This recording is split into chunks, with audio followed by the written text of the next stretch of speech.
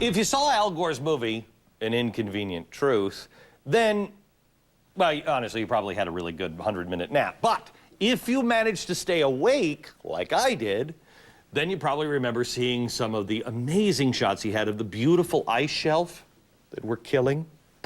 Remember that? But imagine for a second if some of those shots in his movie weren't real. They were computer generated. Now, imagine that he ripped those fake shots off from another movie. Do you think that would hurt his credibility at all? Yeah, me neither. Nobody would pay attention. ABC News actually discovered this, and watch this. And if you were flying over it in a helicopter, you'd see it's 700 feet tall. They are so majestic. Wait a minute. That shot looks just like the one in the opening credits of The Day After Tomorrow. Yeah, that's our shot. That's a fully computer-generated shot. There's nothing real in there. Yeah, that's what I said about the movie. Nothing real in there. So now when Al Gore says that a cyclone that devastated a place we used to call Burma and killed over 100,000 people is, quote, a consequence of global warming, should we believe him? What about when he says that the sea ice is melting faster than ever? Run for your lives! Even though data now shows from the government that sea ice in the southern hemisphere is now at a 30-year high. How is that working?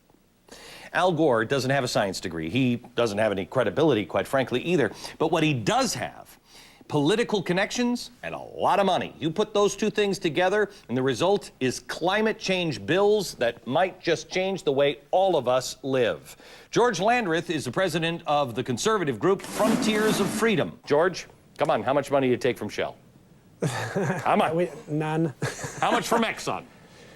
We're not funded by them. Really? Well, years ago, we did get some funding from them, but we don't get funding now. So years ago, not a shill. they planted the seeds. Okay, the Lieberman-Warner bill. This thing drives me crazy because, I mean, I've heard big oil.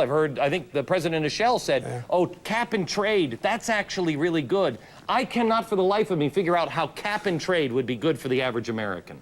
Well, I think it's good for the average American if the average American wants to pay an extra $6,000. A study was recently done, and it determined that by the year 2030, the average American family would be paying $6,752, basically a stealth tax as a result of the Lieberman-Warner bill. Now, if that's good news, then fine. I guess that's good for families. But I know in my family that wouldn't be good news. Okay, so wait a minute. So how this works is if you're burning energy to make something, or you're an airline, you have a cap, and if you spend more than that, if you burn more energy or put more CO2 in, you've got to trade with somebody else. So in other words, you buy your pollution.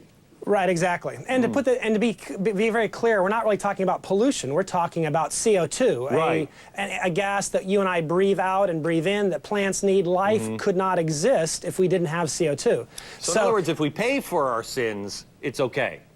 Exactly, and that's what's going to drive all this. That's what's going to make it more expensive. So you and I will have the privilege of paying all this extra money so that someone in Washington can feel good about themselves and feel like they did something good for the country. Yeah. Well, go ahead.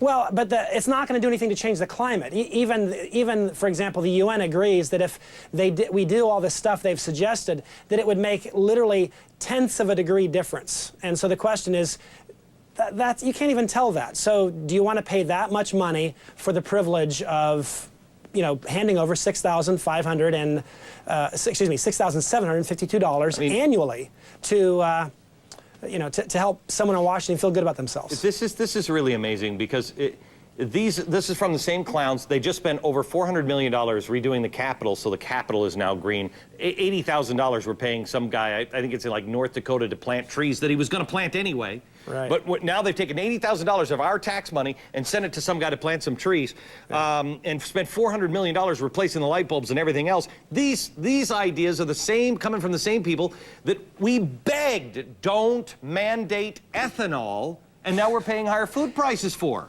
Well, you're exactly right. I mean, the truth is, 2 years ago, a year ago, 6 months ago, ethanol was the solution, and we were all supposed to be, it was going to be cleaner, better, cheaper, blah, blah, blah, all that. And yet what we see it's doing is it's starving people in the third world. Our food prices are higher. And the truth is, ethanol is not an economical replacement for typical gasoline. All right, George, thanks very much. I'll tell you what this is all about. The oil companies are for it because it's going to choke the bat snot out of coal. And we're going to need the coal.